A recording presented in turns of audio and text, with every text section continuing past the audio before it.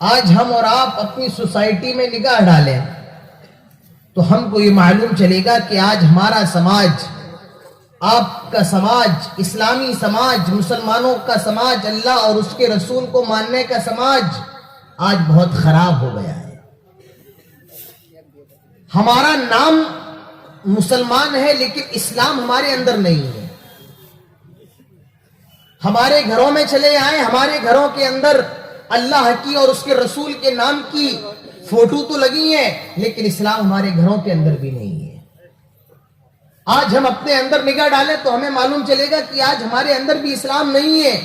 ہمارے دل مردہ ہو چکے ہیں، ہمارے گھر ویران ہو چکے ہیں اللہ اور اس کے رسول کی تعلیم سے، ہمارے اور آپ کے دل ویران ہو چکے ہیں اللہ اور اس کے رسول کی محبت سے۔ آج ہمارے سماج کا کیا حال ہے؟ ہمارے نوجوان شراب پی رہے ہیں۔ ہمارے سماج کا کیا حال ہے؟ آج ہمارے گھروں کی بیٹیاں، آج ہمارے گھروں کی مائیں بہنیں بے پردہ ہو کر اپنے گھروں سے باہر نکل رہی ہیں۔ آج ہمارے اور سماج کو اصلاح کی ضرورت ہے۔ آج ہمارے اور سماج کو اصلاح کی ضرورت ہے۔ اچھا پہلے یہ دیکھیں کہ سماج میں خرابی کیوں پیدا ہوتی ہے۔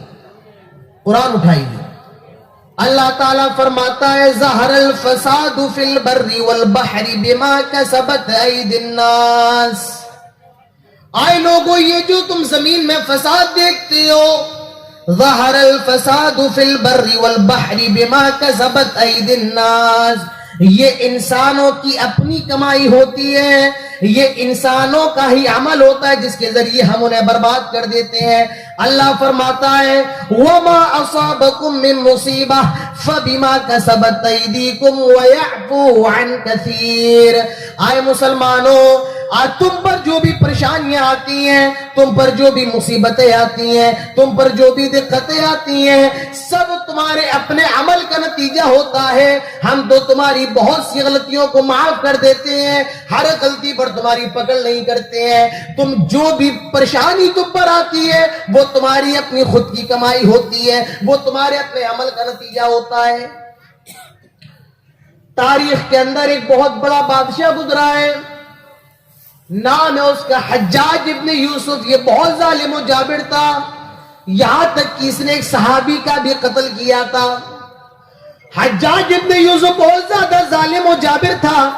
اس وقت کے امام تھے امام حسن بصری رحمت اللہ علیہ۔ لوگوں نے امام حسن بصری سے شکایت کی، یہ دیکھیے حجاج ہم پر کتنا زیادہ ظلم کر رہا ہے، کتنا زیادہ ستا رہا ہے، مار رہا ہے۔ آپ کو معلوم ہوگا اس وقت امام حسن بصری رحمت اللہ علیہ نے جواب دیا تھا، کیا کہا تھا؟ ما جاء الحجاج الا بذنوبنا۔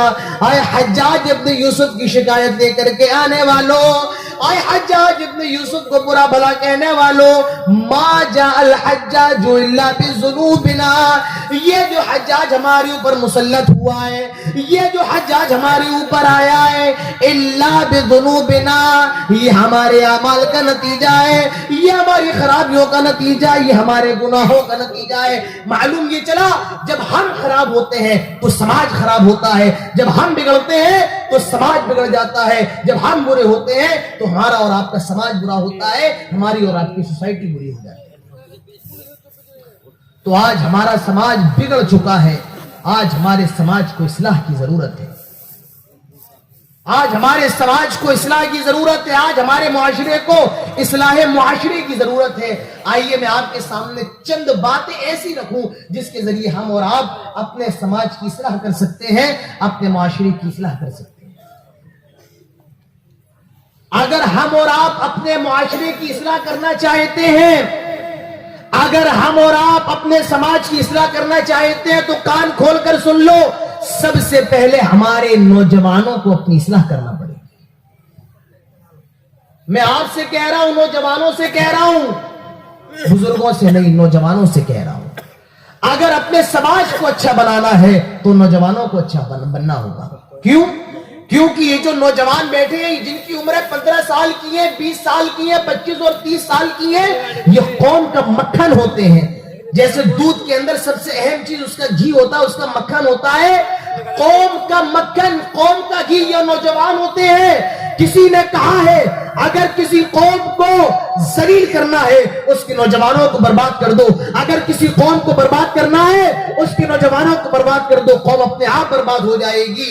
اگر اپنی قوم کی اصلاح کرنا ہے تو سب سے پہلے ہمارے اور آپ کے نوجوانوں کو اپنی اصلاح کرنا پڑے گی، کیونکہ نوجوان یہ قوم کی شان ہوتے ہیں، نوجوان یہ قوم کی آن ہوتے ہیں، بان ہوتے ہیں، جان ہوتے ہیں۔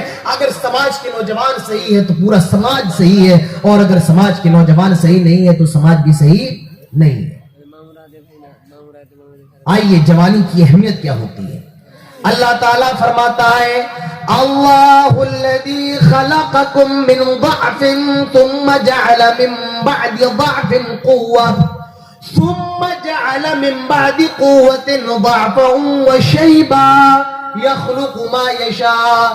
اللہ تعالیٰ فرماتا ہے اے انسانوں، اللہ الذی خلقکم من ضعف، اللہ تعالیٰ نے تم کو کمزور پیدا کیا، ثم جعل من بعد ضعف قوة، اور پھر اللہ تعالیٰ نے کمزوری کے بعد تمہیں طاقت دے دی، تمہیں شکتی دے دی، تمہیں پاور دے دیا۔ ثم جعل من بعد قوة ضعفا وشيبا، اور پھر اللہ تعالیٰ نے تمہیں طاقت دینے کے بعد کمزور کر دیا، تمہیں بوڑھا کر دیا۔ یخلق ما یشاء، اللہ تعالیٰ جیسے چاہتا ہے جیسے پیدا کرتا ہے۔ یہاں اللہ تین حالتوں کا ذکر کر رہا ہے۔ پہلی حالت جب آدمی پیدا ہوتا ہے اور وہ کتنا زیادہ کمزور ہوتا ہے، چھوٹا سا ہوتا ہے، اتنا زیادہ کمزور ہوتا ہے کہ اپنی ماں سے کھانا نہیں مانگ سکتا ہے، بھوک لگ رہی ہے، تڑپ رہا ہے، لیکن اپنی ماں سے پانی نہیں مانگ سکتا ہے۔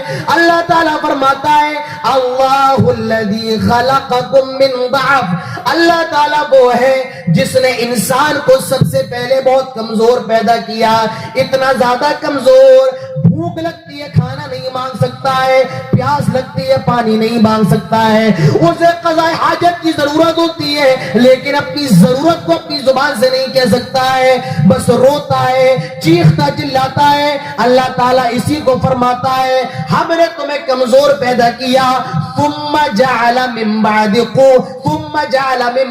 قوة، اور پھر اللہ تعالیٰ نے تمہیں طاقت دے دی، تمہیں جوان کر دیا۔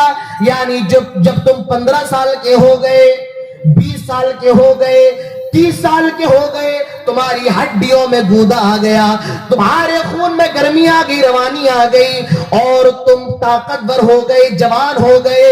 ثم جعل من بعد قوة ضعفا وشيبا، لیکن پھر جب تم بوڑھے ہو گئے اللہ نے تمہاری ہڈیوں کو پھر کمزور کر دیا، اللہ نے تمہارے خون میں پھر ٹھنڈک دے دی۔ تو اللہ تعالیٰ میرے پیارے ساتھیوں جو میں آپ کو بتانا چاہتا ہوں، میرے پیارے ساتھیوں جو میں آپ سے کہنا چاہتا ہوں اس پر غور کریں۔ اللہ تعالیٰ جوانی کی عمر کو، جوانی کی آیو کو، اللہ تعالیٰ جوانی کی عمر کو طاقت کی عمر کہہ رہا ہے۔ اللہ تعالیٰ نے فرمایا ہم نے تمہیں طاقتور کر دیا، یعنی جوان کر دیا۔ معلوم یہ چلا کہ جوانی کی عمر میں آدمی چاہے تو کیا سے کیا نہیں کر سکتا ہے۔